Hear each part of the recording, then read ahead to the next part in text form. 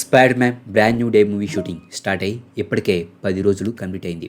కొంతమంది ఈ సెట్ ఫొటోస్ని యూజ్ చేసి ఏఐ వీడియోస్ని కూడా క్రియేట్ చేస్తున్నారు. అవి అయితే క్రేజీగా ఉన్నాయి.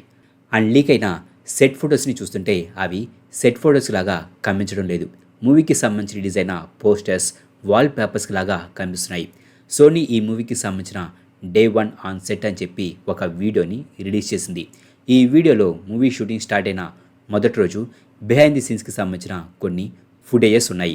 1 మినిట్ పాటు ఉన్న ఈ ఫుటేజ్లో టామ్ హాలండ్ తన డే 1 షూటింగ్ ఎక్స్పీరియన్స్ని షేర్ చేసుకున్నాడు.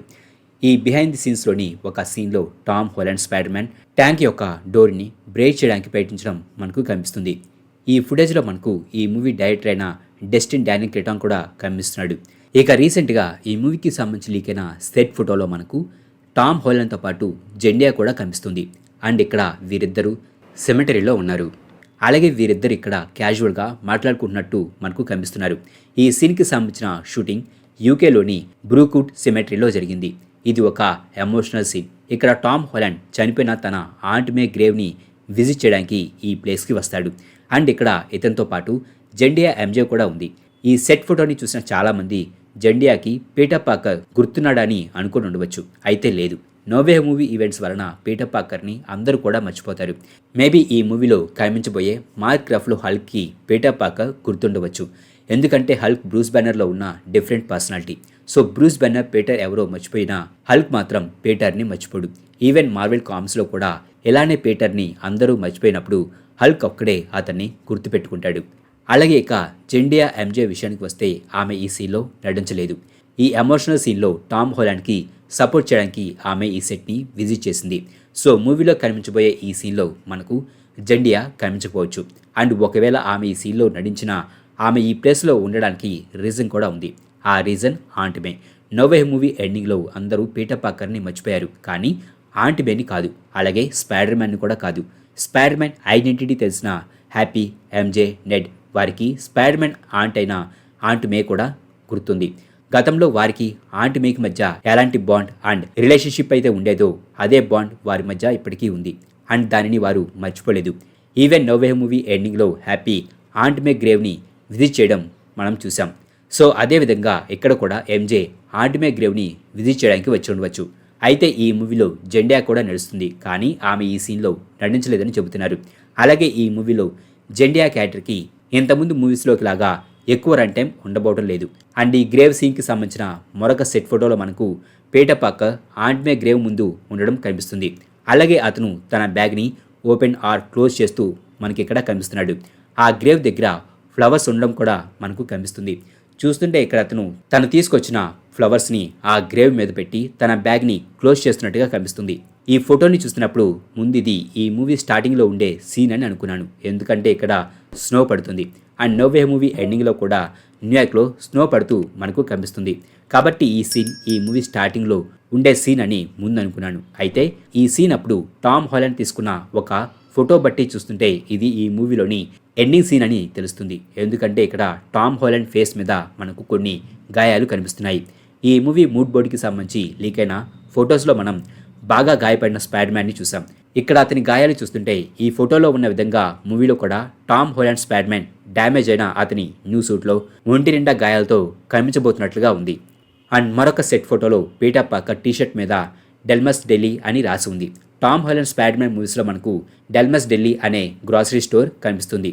సో ఇక్కడ పీటర్ టీషర్ట్ పైన ఈ షాప్ నేమ్ కనిపించడం బట్టి చూస్తుంటే ఈ బ్రాండ్ న్యూ డే మూవీలో పీటర్ పాకర్ ఈ షాప్లో వర్క్ చేస్తున్నట్టుగా కనిపిస్తుంది.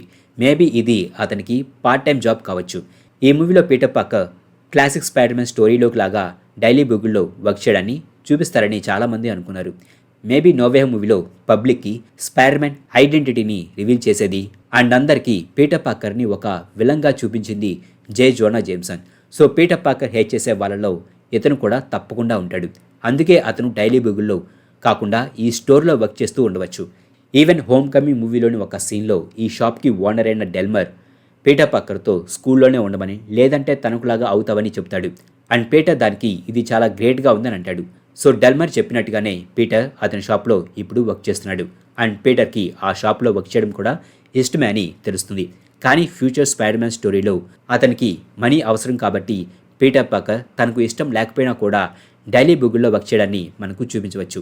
అలాగే ఈ మూవీలో మనకు మల్టిపుల్ విలన్స్ కనిపించబోతున్నారు.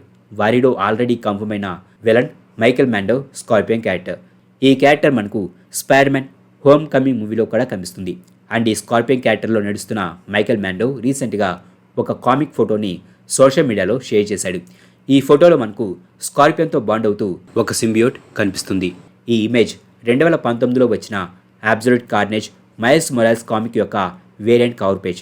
ఈ కామిక్లో కార్నేజ్ అండ్ అతని symbiote army Miles Morales and స్కార్పియన్ల మీద అటాక్ చేస్తారు. అండ్ కార్నేజ్ సింబియోట్స్ స్కార్పియన్తో బలవంతంగా బాండ్ అవడానికి ట్రై చేస్తాయి. 2005లో వచ్చిన మార్వెల్ నైట్ స్టోరీలో వెనమ్ స్కార్పియన్తో బాండ్ అవుతాడు. అండ్ మైకేల్ మాండో ఈ ఫోటోని షేర్ చేస్తూ మూవీలో వెనమ్ క్యారెక్టర్ కూడా కనిపించబోతుందని మనకు టీజ్ చేస్తున్నట్టుగా కనిపిస్తుంది. ఇక నోవే మూవీ ఎండింగ్లో వెనమ్ నుంచి విడిపోయిన కొంత భాగం ఎంసీయూ యూనివర్స్లో ఉండడం మనం చూసాం. సో మేబీ ఈ మూవీలో అలా విడిపోయిన వెనమ్ పీటర్ పాకర్కి బదులుగా మనకు ఈ మూవీలో కనిపించే మైకేల్ మాండో స్కార్పియన్తో బాండ్ అవడాన్ని మనకు చూపించవచ్చు. అలాగే ఈ మూవీలో సేడీ సింగ్ కూడా నటించబోతుంది. ఈమె క్యారెక్టర్ ప్రస్తుతానికి ఒక మిస్టరీగా ఉంది. అయితే స్ట్రాంగ్ సోర్సెస్ నుంచి వచ్చిన రిపోర్ట్స్ ప్రకారం ఆమె ఈ మూవీలో గ్వెన్ స్టేసీగా నటించబోతుంది. ఇది అఫీషియల్గా ఇంకా కన్ఫర్మ్ అవ్వలేదు. ఈ మూవీ షూటింగ్ స్కాట్లాండ్లోని గ్లాస్గోలో జరుగుతుంది. ఈ మూవీ షూటింగ్ కోసం గ్లాస్గోలో ఒక పెద్ద న్యూయార్క్ సిటీ సెట్ని కూడా నిర్మించారు.